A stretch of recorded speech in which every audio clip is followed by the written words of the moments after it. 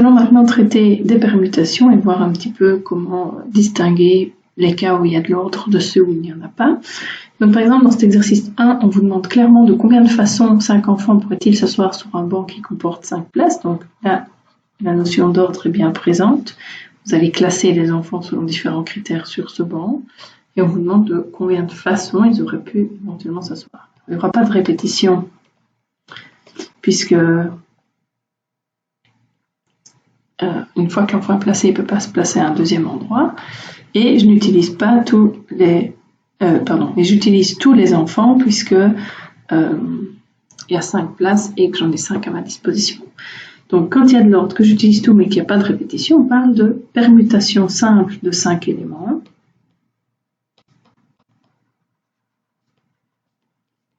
Et ça se note tout simplement P5. Et indice 5. Et la formule, pour rappel, c'est 5 factoriel, donc 5 fois 4 fois 3 fois 2 fois 1.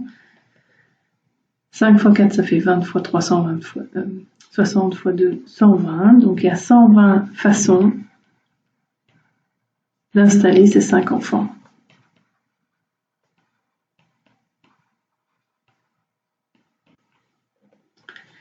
Dans le deuxième exercice, on vous demande de déterminer le nombre d'anagrammes des mots mathématiques et jouer. Alors, la première chose à faire, c'est de se rendre compte que l'ordre des lettres est important, sinon on n'a pas affaire au même mot.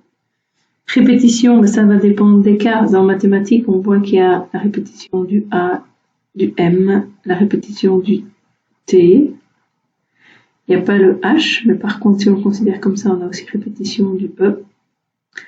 Il n'y a pas de répétition du I, du Q et du U. Par contre, dans jouer, il n'y a pas de répétition. Donc, pour maths, il y a de la répète. Pour le mot jouer, il n'y en a pas.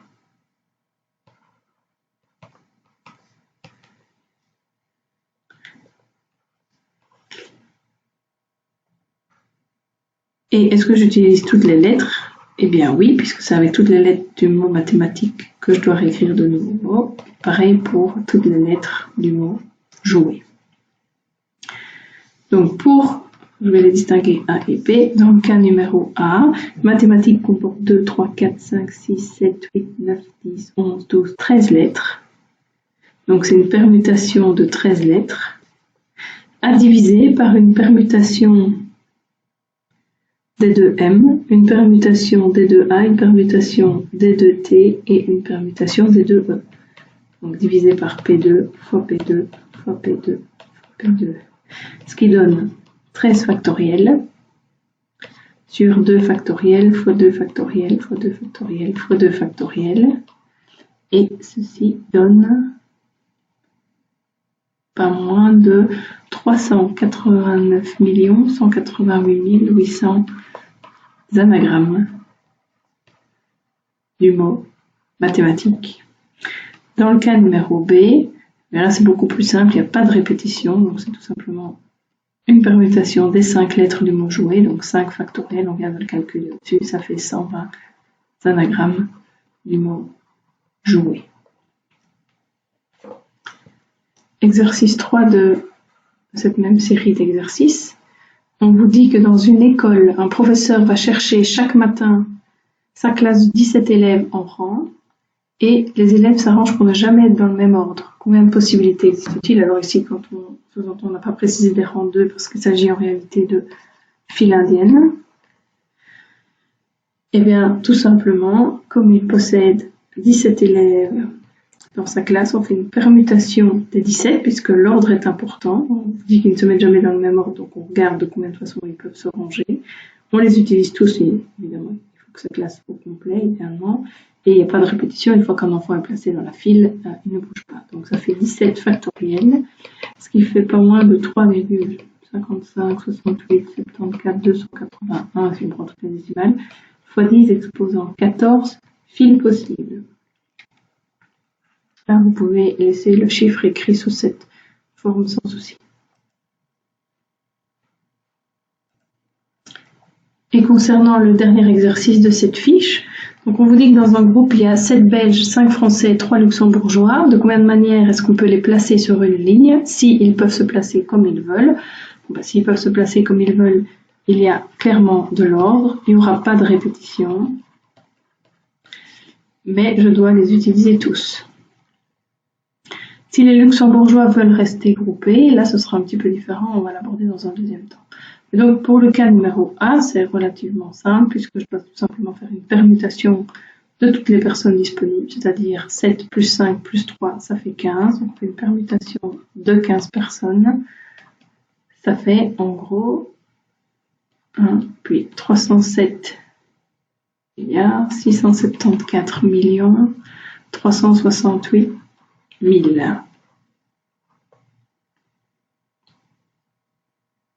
Donc en gros, ça fait 1307 milliards 674 millions 368 000 permutations possibles. Donc ici, il y a bien 3 zéros. Peut-être leur écrire. 1307, 674, 368. Si les luxembourgeois veulent rester groupés, eh bien, les luxembourgeois, je pourrais les permuter tous les trois entre eux. Ça fait déjà toutes sortes de groupes différents.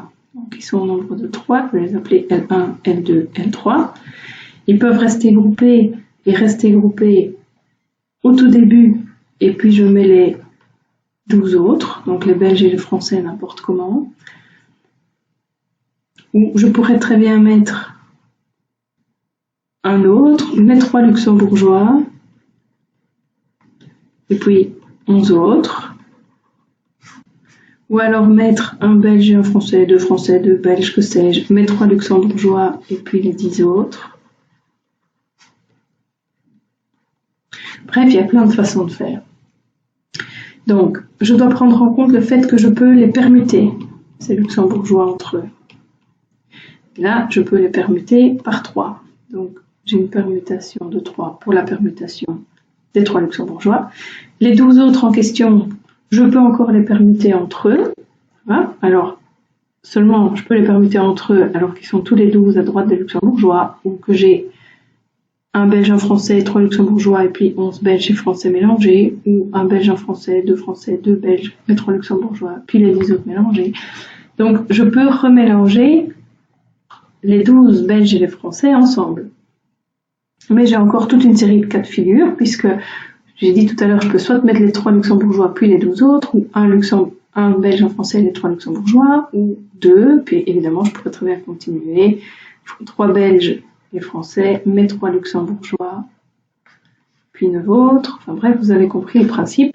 Je pourrais progressivement décaler mon bloc de 3 luxembourgeois de plus en plus vers la droite, jusqu'à avoir les 12 personnes devant, puis mes 3 luxembourgeois à la fin.